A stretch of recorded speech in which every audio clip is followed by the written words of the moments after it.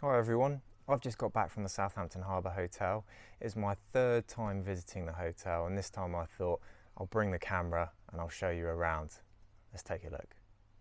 So a quick one, showing you the outside of the hotel with an amazing, I might be blocking it, see if I can move so I'm not, with an amazing super yacht moored up just outside. The harbour is a beautiful place to be, even when it's unfortunately really overcast today, so we haven't come on the best day, but you can see a bit of the profile of the hotel, and it's a lovely place to be here. As I said, on a nice day it's beautiful just to walk around for 20 minutes going around the marina, seeing all the different boats moored up. And yeah, I say from the outside it looks like a lovely hotel, which doesn't really change on the inside, but from the outside it's particularly spectacular.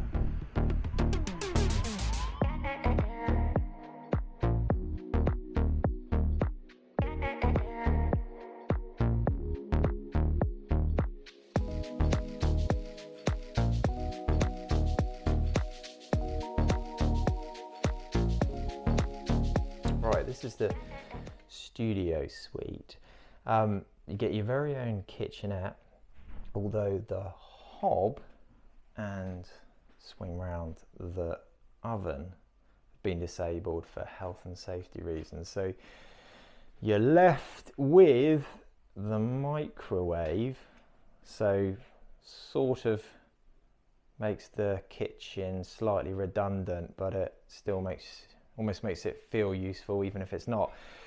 So the microwave, tea and coffee making facilities, and what was on that tray was free. In your fridge you've got the normal selection you'd get in a minibar. The one thing that's different with this hotel, and I'll show you why in a second, here, which is your tonics. Have you got slimline and normal, I suppose, and some other Fever Tree, apple and ginger beer. It's good they've given you that, because what you do get at the Southampton Harbour Hotel is this complimentary gin. So that's cool. That is a good quirk actually.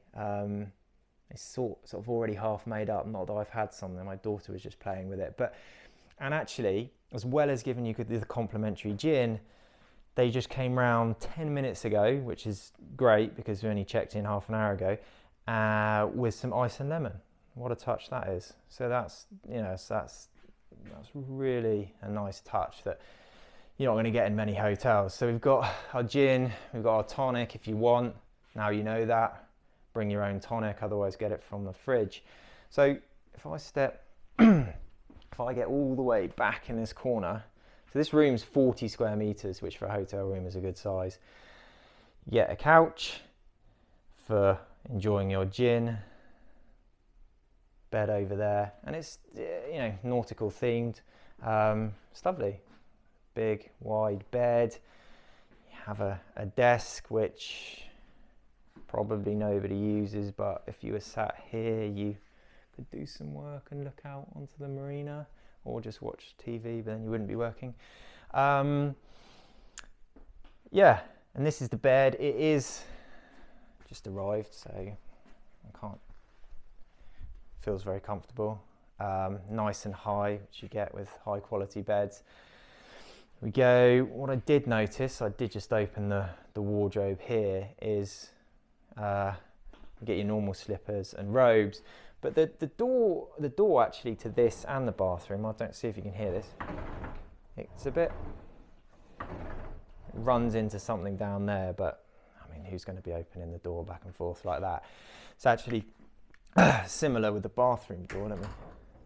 It's just sort of being hung. I don't know what that's banging. Oh, okay, it's hanging on the slider at the bottom, which is, I don't know, again, how many times you're going to be opening and closing. So I thought, so this is the bathroom. I think I'm missing a light over there. So it does feel a little bit dark. Obviously it's internal. But otherwise all the chrome is nicely polished. The shower is a good size. Yeah, and you get, oh, if you can see that, Bramley products, which is great. You know, high end, smell very nice. Same down here for your hands, more Bramley products, which is excellent. No bath, which is a shame. Obviously, premium, you'll get a bath and a window. You sort of get a window here if you leave the door open, but if there's two of you, it's not very private. But you know, bathroom's okay. It's small-ish. No bath, no window, but still. So this is the view from the bed looking in. It's a great size, really nice size. Bright, airy, clean. It's a nice place to be. Now out to the balcony, which is really lovely, but not the ideal day to arrive. I don't know if you can see this or hear it, but yeah, that is a shame for my evening gin and tonic. That aside, hotel can't determine the weather. It's yeah, it's fantastic. This is the 4th floor, so this is 4 of 6. Really, yeah, they're lovely views. You get to see a good bit of the marina, some very impressive super yachts down there. Always nice to get some to pump up your aspirations. It's a round the world sailing yacht over there, and you do get your own little sofa for enjoy. So this is the outdoor sofa. It's an absolutely fantastic place to sit and enjoy what would normally be glorious blue skies with your gin and tonic. Gin complimentary, tonic on the minibar, or just bring it if you want to save some money. But it is beautiful. You can see out into the estuary, and you can maybe see all the way over to a bit of the Isle of Wight. Not really much of the Isle of Wight, but you can see for miles and miles. Yeah, it's really lovely. So this gives you a little bit of scale. I'm 6'3", 6'4", so you get a sense for how big the room is. As I said, big tall bed. If you were 5'3" or 5'4", you'd be about there, and you'd probably only just about get out of the bed. Hurt if you fall off it. But it is, as I said, really nice colours, orange, blues. Feels like you're by the sea, which you are. Decent headboard. It's a nice environment.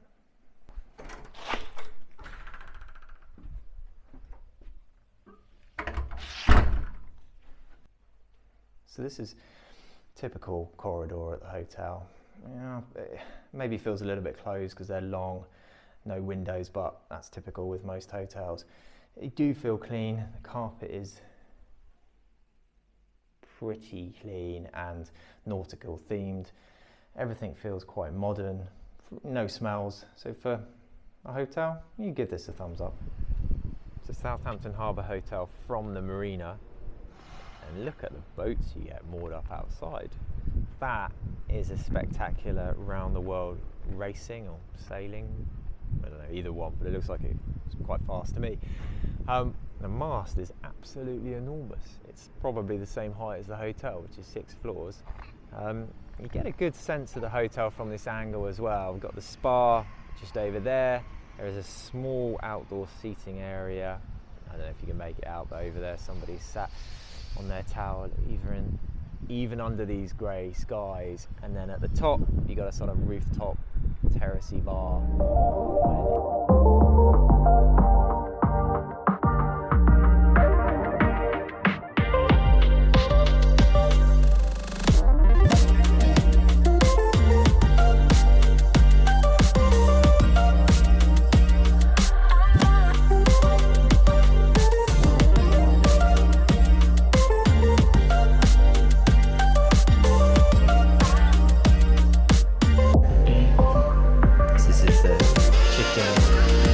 Actually looks really good. Chorizo, courgette, tender stem. Yes. Well presented. super tasty.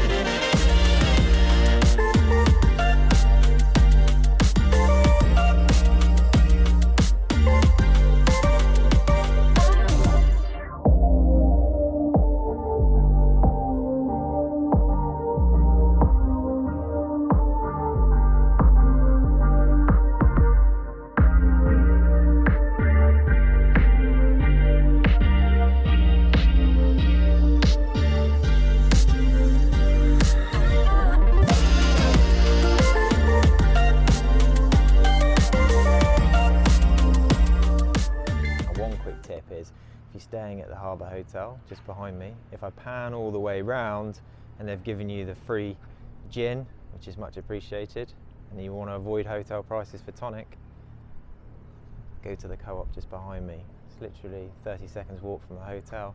Good way to save a bit of money if that's what you want to do, or grab some snacks. Okay, I'm back from the night stay at the Southampton Harbour Hotel, and it was good. It was a really good stay. We left in a bit of a rush, so I'm doing this wrap-up video. So, price firstly. So I paid £262 for a studio suite room, which I know is a good price. It was midweek. I mean, we were flexible when we could stay there. So midweek, non-refundable rate, and doesn't include breakfast. So 262 is good actually. Including the breakfast, which is £22 a person for cooked, you can pay £12 for continental.